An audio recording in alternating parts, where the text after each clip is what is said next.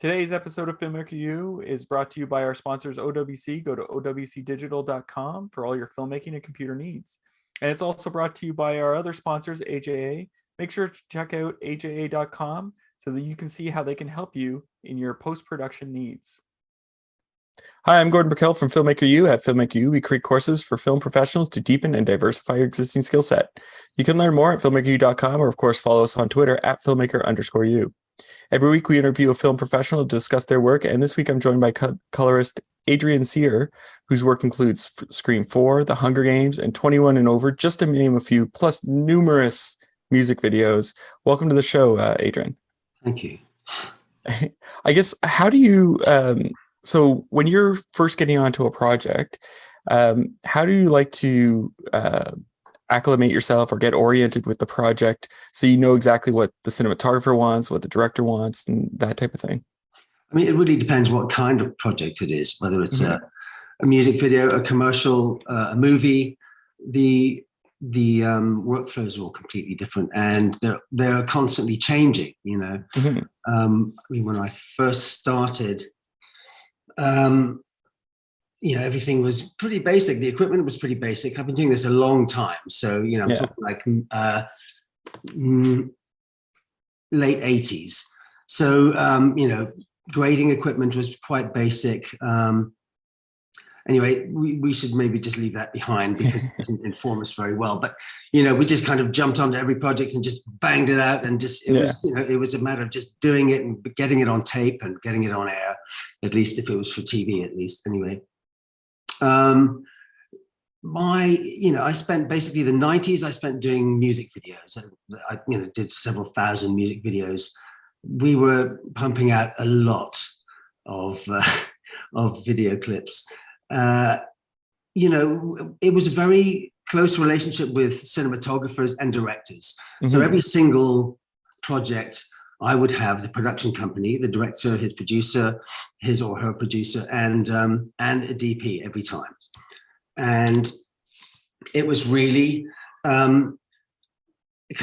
It was very kind of, you know, it was very immediate. I mean, they would, you know, because it was film, you know, the risk-taking element was all really in the lighting, and the exposures were usually bang on, you know, and film, you know, during the 90s advanced hugely, you know, in terms of latitude. So, you know, there was more, the more latitude you had with the negative, the more risks they could take with the exposures. But, you know, it was all very buttoned up in terms of exposing the film. So it was then just really a question of bringing their vision to life and to balance it. And you know, they would shoot a lot, you know, and it was a lot of 16 mil, very often also 35 if the budgets were bigger, and, you know, there were a lot more big budgets around then than there are now.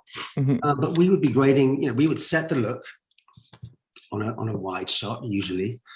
And it was a very linear process. So we put up roll one, and we fast forwarded to a wide shot if it wasn't right at the beginning of the roll. And, you know, we had to be careful because you didn't want the negative to pick up too much dirt, and dirt was an issue, or, you know, it's a fragile medium film, you know, as it was then. And we would set the look on a wide, go back to the top, match whatever, you know, grab a frame, match whatever was at the beginning of the roll if it wasn't the wide, and we would start recording.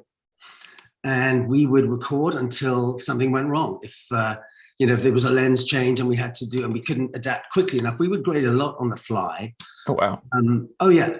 And you know, if you had time at the beginning of a take and you had adjustments to make, you'd mark it a grading change of, you know, you'd enter a thing on the timeline, and you would, you know, rein it in fast.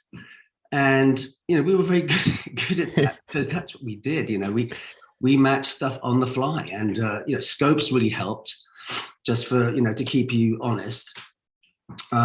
But yeah, there was a lot of that, and because there was a lot to get through. And even though, you know, budgets were massive compared to today's standards, you still had to get through it in the time, you know, and, you know, you might have 3 or 4 hours of rushes to grade, you know, and maybe only 6 or 7 hours to do it in. Wow. So, you know, that was then. And, you know, fast forward to, well, all my clients, all my director clients and DPs at the time, then, for want of a better word, graduated to commercials. So I followed, and it's a natural progression. And then the whole dynamic changes, because you've got, and in England it's quite different to, say, in New York. In London and New York, the way the whole process was completely different at the time. So the agency would be in the room, and the director and the DP. So, my approach, such as it is, they'd be there because they want to work with me in the first place, but there were a lot of people involved, and suddenly it was a commercial, not a music video, and you have a lot of other considerations like branding and stuff like that, boring stuff like branding. So you kind of you got to toe the line up to a point. But it would, things would get heated sometimes if the director and the cinematographer didn't quite agree with what the agency wanted, and there would be tension, but there would also be a lot of harmony. You never really knew what was going to happen, because you've got artists, art directors, creative directors, and DPs, and they might not all have the same idea, and often you'd be stuck in the middle. Often you would feel confident enough to wade in and take sides. It's a very diplomatic process in a way, in commercials. These days on the East Coast, and it is different from coast to coast here, there's more director input and cinematographer input, I would say, in general, on the West Coast than there is on the East Coast. And the East Coast agency, they rule. So, it's quite different. And, now with COVID, obviously, there's still an awful lot of remote work going on. So dynamics sort of all changed. And I like to, if I can, spend some time on my own with the footage before we get started, so that, I have a chance to have my way with it up to a point. And yeah, just to kind of, it helps just to have things ready before the clients come on board, or they walk in the room, or whatever the actual situation is. So, I mean, techniques, it's easy to get technical here, but then again, I mean, we just, during COVID, we changed our grading systems. Oh, really? Wow. Yeah. So since the late 80s, I've been working on DaVinci and DaVinci products all the way up to Resolve. Then I moved to California, and I was still on Resolve, and then moved to New York to a different company who had a Baselight. So I had to learn that, and then moved to Harbor, where I am now, and it was back to Resolve, which in the intervening 5 years had evolved. But luckily, most of the muscle memory was still there, and they'd also changed their console in the meantime, so there was that to deal with. And then, some rooms had the old console, some had the new console. So the great thing about being a colorist for the last 30 odd years is that it never gets boring. As soon as there's a danger of you kind of losing interest or getting overworked, the technology will take a giant leap, and suddenly you've got to use your brain again. And it just keeps you kind of reinventing the way you approach a job, because the technology forces you into certain corners. And until you find, your way around the new system, whatever that might be, you always, I find, whenever I change systems, and it hasn't happened that often, but, you're always trying to make the new system work like the last system did. And the architecture of the systems tend to be quite different. And, the level of success is variable. So until, you get your head around the new system, and generally the reason a company will change systems is because it's a better system, maybe, hopefully. And then, once you kind of find a way of doing your thing on that, you then explore further what that piece of equipment can do. And in the case of Baselight is a horribly horribly powerful piece of equipment. There is so much in there. Yeah. You know, there are some people some of our people who were lucky enough to have been basslight assistants. I was not one of those people, but I was an assistant back in the Stone Age. I was assisting edit suites, telecines, graphics people, our motion control studio, and we were recording onto 1-inch tape. That was my beginnings, and it was kind of multidisciplinary. Although that gave me a very good overview of post-production facility and made my choice. Well, when I was offered a job in the telecine department, I was pretty confident that that's what I wanted to do. Anyway, I digress. So once you've kind of got comfortable with a new system and you start exploring it, you're just constantly learning. I mean, you never stop learning. I discovered the other day, I took over a project from somebody else and I could not see the pictures on my system. I discovered that I had a whole package of plugins missing. It had never been put onto my system. So overnight, they put them onto my system and it's like, oh my God, I've got even more tools now. I use them straight away. And you can have so many styles, you know. I mean, I see other colorists work, you know, and I follow loads of them on Instagram. We all follow each other. And, you know, some people, they have a look, you know. A friend of mine used to always tell me years ago in England that he could always tell if I graded something on television. He could always tell. He didn't even work in the business. He had a very good visual sense, and or he read the credits. He cheated. He read the credits on commercials. Oh yeah, that's true. I was gonna say he's just, you know, he's like, oh yeah, I can see it. He read the credits. I'm going to interrupt this interview for 1 second. We want to thank PixelView, one of our sponsors. They're a streaming solution for filmmakers. PixelView lets you stream your work to remote clients for easy collaboration, and it works with both on-set teams and post-production teams. With built-in video chat, you can discuss and make changes in real time and stream directly from your editing software. Or you can use the hardware encoder to stream from DaVinci Resolve or the camera on set. See the promo code and the link in the video description below. You know, he would ask me if I'd done something, and he was usually right. So he was a pretty clever guy anyway.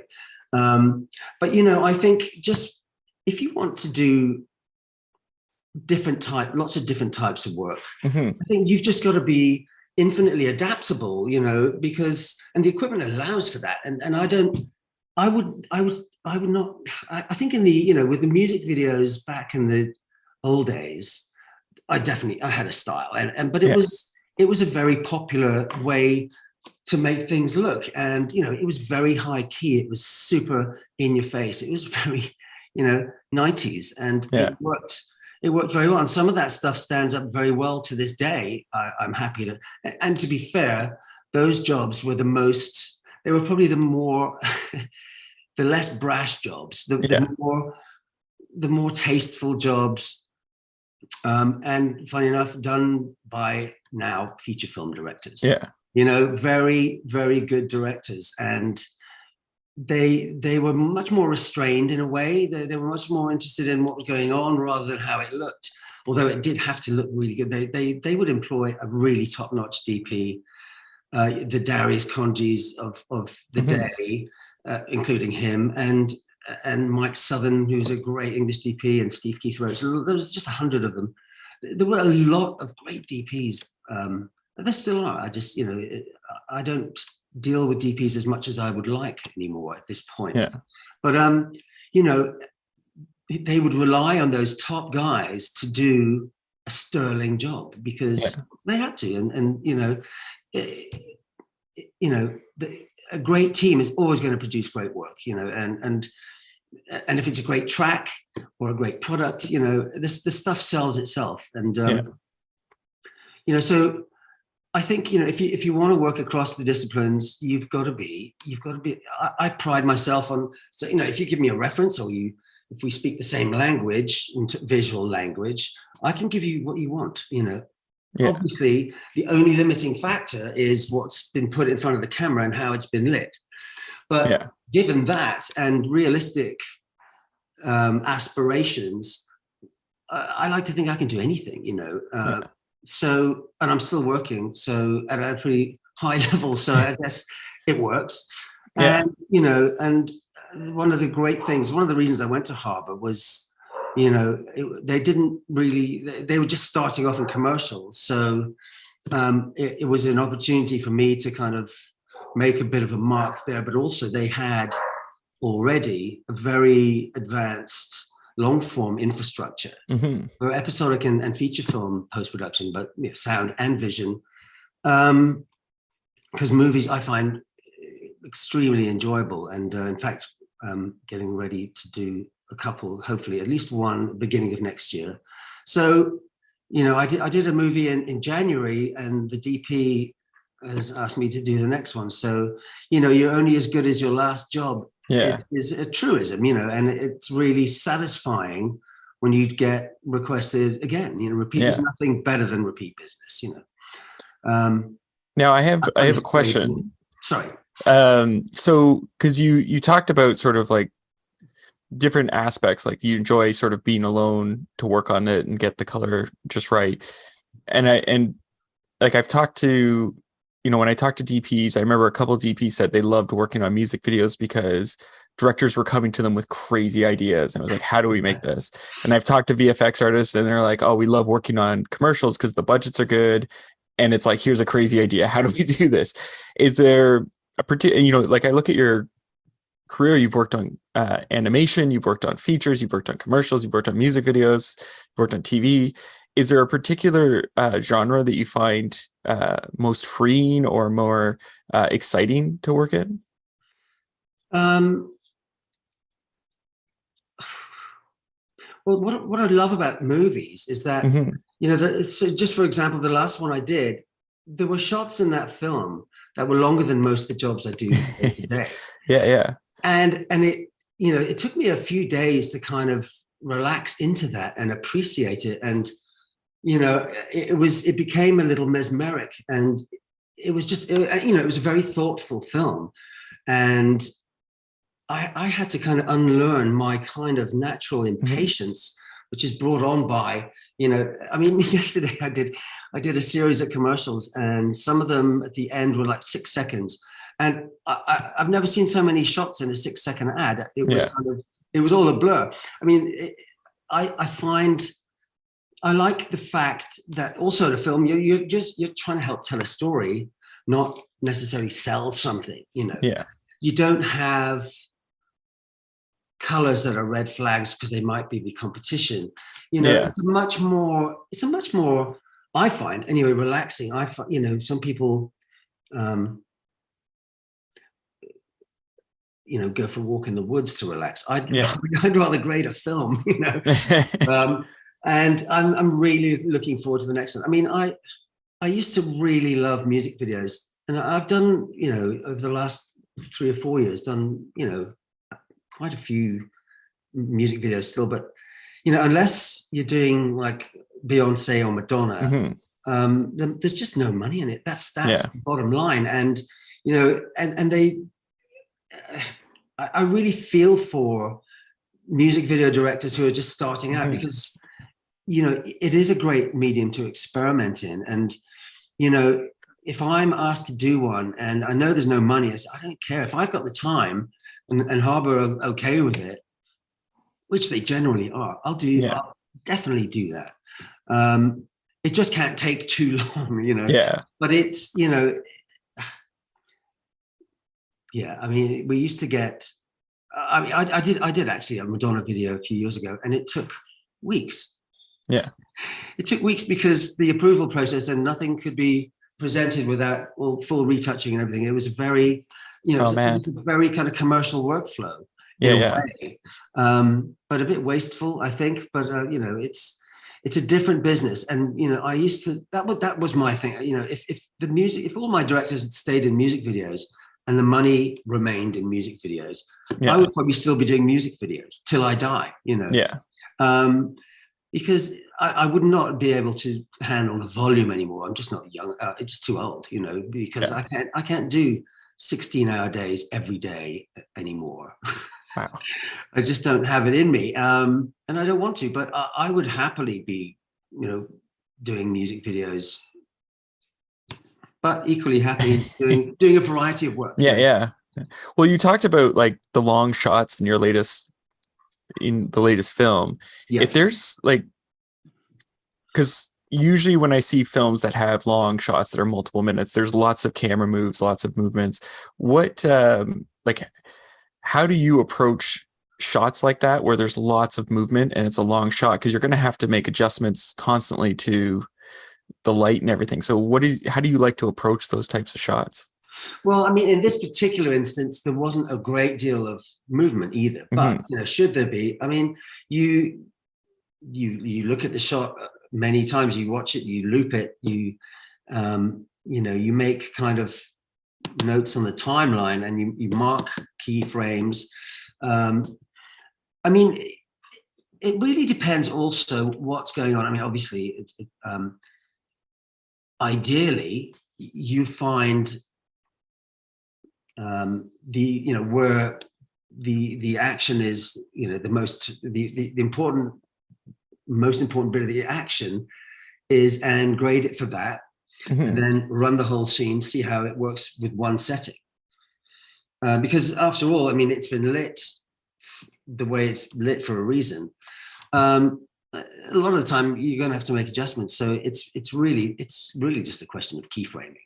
Yeah. And I mean, the equipment is really sophisticated. So, even over a whip pan, you can do a massive grading change and nobody will notice. If you plan it correctly, that's the thing. It's like using vignettes. The last thing you want is somebody to say, "Oh, look at that vignette." I watched a TV show last night. There was a vignette almost throughout it, and it annoyed the hell out of me because it was just, it was a gag. It was so obvious. It was so, I think, really badly done, because I don't want to see the vignette.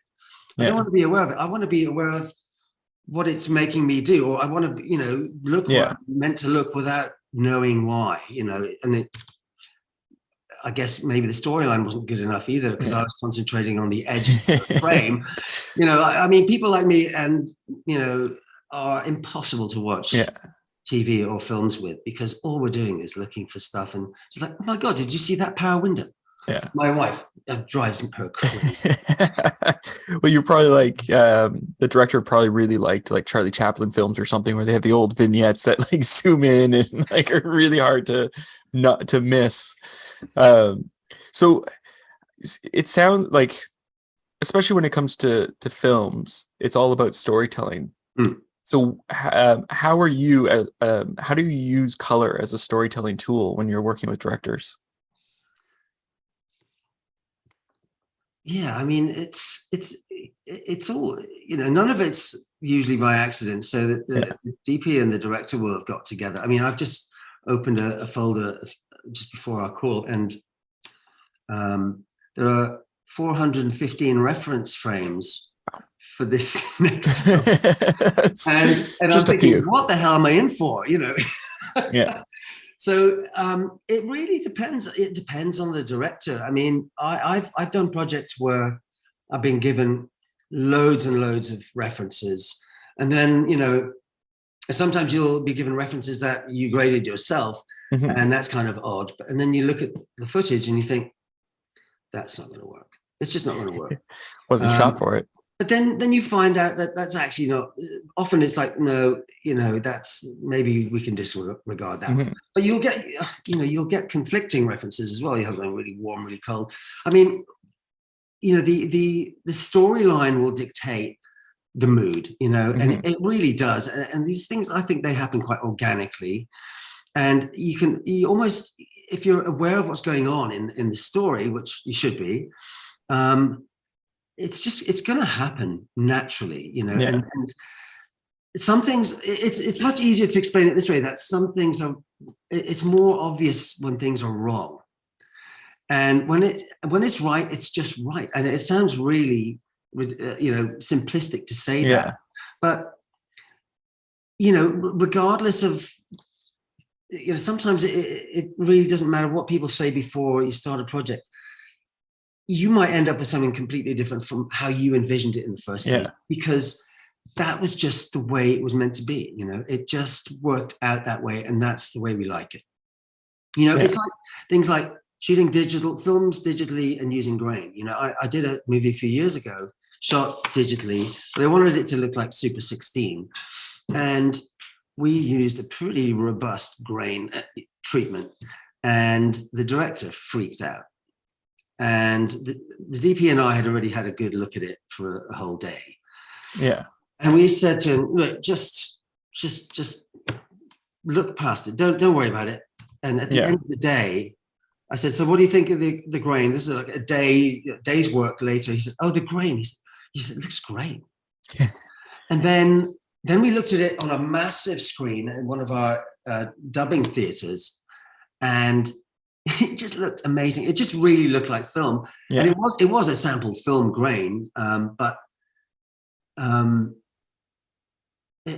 the thing is that once you kind of bypass the grain, you look at it, it's like, oh my God, that looks disgusting. And it's just texture. It's not even the color. Yeah. Same color, and you take the grain off it. And this isn't the case for everything. But once you get used to grain and you take it off, oh my God, digital cameras, they're so clean, Yeah. And it almost pays sometimes to slightly underexpose stuff, so that you got to push it harder in the grade to give it some texture. Yeah. And then maybe a very light grain treatment over it. I think, grain is one of those things, and it's almost as powerful as color these days. And it's really odd, because when we were grading film, we would do everything we could to get rid of grain. Yeah. We had noise reducers in the image path, and we would really dial. We'd be playing really subtly, because you put too much in and it starts smearing and lagging and stuff. And now we use grain so much because it's evocative, and it's almost as powerful as color. It gives you a feeling. It's kind of the new nostalgia kind of thing. Yeah. And I think it's a really great tool if it's used properly. Again, anything, you can teach anybody how to grade. It's really not hard. I've had one of my kids, I've given her a crash course, and she did a perfectly reasonable job. But it's really easy to make. It's easy to make anything look bad in the wrong hands. You can have the best equipment. It's like lower budget productions these days, they do color in the edit, and it shows. And it's a shame really that there is so much color software available now so cheaply. And it's not sour grapes, because we still kind of prevail at the higher end, because we tend to have been doing it for a long time, and we've had a lot of training and practice. And well, I like to think that we just know what we're doing, and we're specialists. That's Well, I'll never forget when they added color correction to Final Cut Pro, and the director's like, "You just clean. Can you clean that up? Can you just adjust this? Can you just?" I'm like, "All right." Made a little adjustment, and then the producer's like, "Why does everyone look green?" And I was like, "I'm not a colorist. That's not what I do." It's like trying to explain. So you're guilty. You're guilty. Well, it was just because the director wanted it to match more between the two, and I was like, it happens all the time. Yeah. Now, what would you say is the because you've had a long career that's spanned different crafts, different genres. What would you say is one of your more difficult scenes to color correct, but that you're really proud of the outcome, and like what made it difficult? I know immediately which project. I did a music video, funny enough, only about 3 years ago, for Lucas Nelson, Willie Nelson's son, and it was shot on his dad's ranch. It was directed by a couple, Alan Bibby, who's a New Zealander who I used to work with at NPC, and Adria Petty, Tom Petty's daughter. Okay. So it was Tom Petty's daughter making a music video for Willie Nelson's son. Quite a funny chain of events. Anyway, they decided at one point that they wanted the drone footage well, not just the drone footage, but a lot of the exterior footage to look like it was shot infrared. Yeah. This was a spur of the moment decision. This wasn't planned. Yeah. And it included the drone footage, which was not super high resolution. And it was, I was really not happy. I was really not happy about this because I just thought, also it was shot, the exteriors were all shot on a very overcast day. So there wasn't a lot of separation, and there's a lot of dry grass and a lot of clay, dirt roads. And they wanted the roads to be, they didn't want the roads to be different, but they wanted all the dry grass to be, you know, magenta purple, you know, that kind of color infrared thing. And I really kind of pushed back because it's like, this is not possible. We did it, and it took a long time. And then we had a screening of this thing because it took so much work, and they screened it at the same sound stage on this huge screen at Harbour. We had a little party, you know, kind of little mini celebrity party for it, and it looked amazing on the big screen. I was like, I'm not happy with this because, you know, because I'm just, you know, I was feeling quite tortured by the end of it because it was really difficult. It was just an awful lot of hand-drawn shapes and tracking. And it was a very, very technical exercise that ended up looking really, I think I'm really proud of it. I would put it on a reel, you know. You know, a purist who's actually shot with an infrared camera would probably beg to differ, but I don't care. Yeah, I think we, you know, achieved a little minor miracle, really. But you know, it's like these days, it's almost annoying that, you know, with time and money, almost anything is possible. Yeah, you know. But you know, those kind of things are really satisfying. Also, really satisfying things are the ones that, you know, you worked harder than ever on, but nobody will ever know. It's like during COVID, there was an awful lot of advertising that was repurposing of stock footage and footage. And, you know, because people couldn't go out and shoot. I've never graded so many commercials that were made up of stock footage, just, you know, from Shutterstock and from Getty Images and from everywhere. And making it all look like it was, like it should. Yeah. And those are actually, you know, pathetically, you might think, some of the most satisfying jobs, because, you know, you're getting away with it. Nobody's going to question that. If you do a good job, and, you know, and you work so hard on those, and every part of the screen has been manipulated in some way, every part of each picture. And it's a testament to the equipment that you can blend this stuff. You're doing so many kind of contradictory things in the same frame. You know, you're bending and twisting and, you know, corrupting. I find that so much fun, you know, just really breaking all the rules of those images to make them all work together. It's really fun. It's great fun. I mean, ultimately, a good day is a really fun day. I mean, color correction with the right tools and people and everything is such fun. It's such a laugh.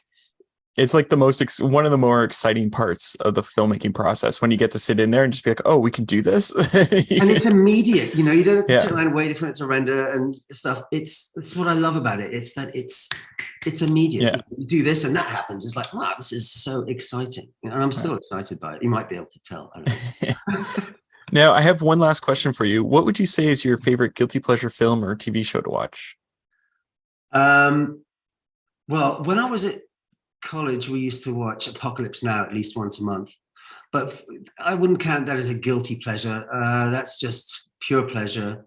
I would say the Great British Bake Off, or the Bake Off. That's fantastic. Oh my God. I never watched it until about 3 years ago, because I was really, it just looked so sad to me. In a rainy tent in England. It was too familiar. I started watching it and I was hooked instantly, and I binge watched for weeks catching up. Have you spun off to the other countries yet? Have you gone to like Australia Bake Off, Great Australian or Canadian Bake Off? I might save that till I'm much older. I mean, Bake Off. I don't know if I could watch. Having said that, I didn't think I could watch Bake Off. But anyway, I love cooking. I love cooking, and I love cooking shows. Iron Chef, love all that stuff. But Bake Off, you know, those ridiculous comedians that they have on, you know, Matt Lucas and it's so corny.